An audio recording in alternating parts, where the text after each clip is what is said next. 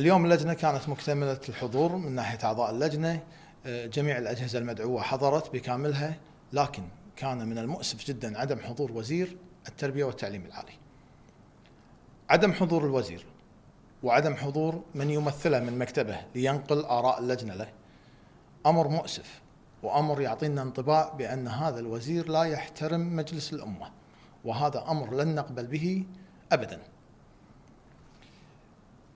نعم، حضروا أركان الوزارة بالكامل، لكن جميع أركان الوزارة الحاضرين كلهم بالتكليف، لا وتكليف قريب، يعني توهم مكلفين.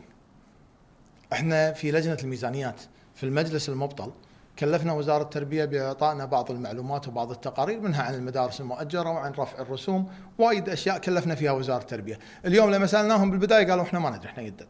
هذا كمثال، ومو عيب انهم يدد ولا ما يعرفون، هذا أمر ما احنا مو قاعد نناقش هذا الأمر، احنا قاعد نناقش ان الوزير ليش ما حضر لجنة الميزانيات. لازم الوزير يعطي انطباع بسلوكه أنه يحترم مجلس الأمة، يحترم إرادة الأمة وممثلينها.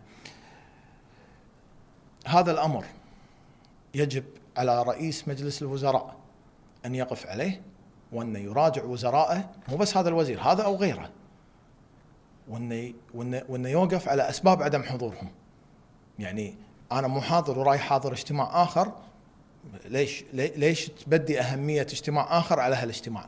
أنا أعتقد رئيس مجلس الوزراء عليه مسؤولية كبيرة بأن يتابع وزرائه، وهذا التصرف من هذا الوزير غير مقبول. شكرا لك.